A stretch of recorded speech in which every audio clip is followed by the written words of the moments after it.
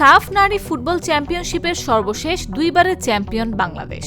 অধিনায়ক সাবিনা খাতুনের নেতৃত্বে এসেছিল এই সাফল্য। টানা 3টি সাফের শিরোপা ঘরে আসলো সাবিনা খাতুনের নেতৃত্বে।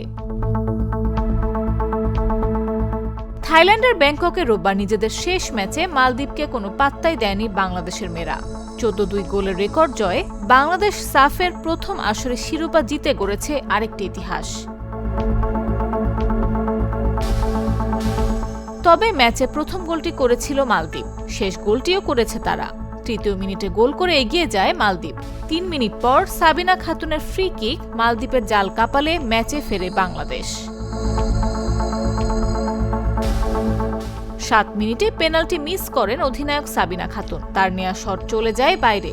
কৃষ্ণা রানী সরকার বল নিয়ে ভেতরে ঢুকলে মালদ্বীপের এক ডিফেন্ডার তাকে ফাউল করলে পেনাল্টি পায় বাংলাদেশ। ম্যাচে বাংলাদেশ প্রথম লিড পায় 13 মিনিটে। মাসুরা পারভিনকে ফাউল করলে ফ্রি কিক পায় বাংলাদেশ। সাবিনা খাতুন আবার ফ্রি কিকে লক্ষ্যভেদ করেন। 16 মিনিটে কৃষ্ণা রানী সরকারের গোলে বাংলাদেশ ব্যবধান বাড়িয়ে করে 3-1 করে। বড় ব্যবধানে প্রথমার্ধ শেষ করার পর দ্বিতীয়ার্ধের খেলা শুরুর দ্বিতীয় মিনিটে হ্যাট্রিক পূরণ করেন সাবিনা। সময় যত গড়াতে থাকে গোলের ব্যবধানও তত বাড়তে থাকে। সবশেষ মাসুরা পারভিনের 14তম গোলের রেকর্ড জয়ে সাফের প্রথম আসরের শিরোপা জিতে নেয় বাংলাদেশ।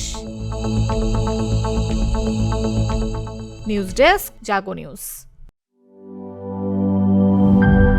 দুধার চকলেটে একাকার হয়ে ওঠা প্রাণ লেয়ার সম্পর্কের মিষ্টি ম্যাজিক।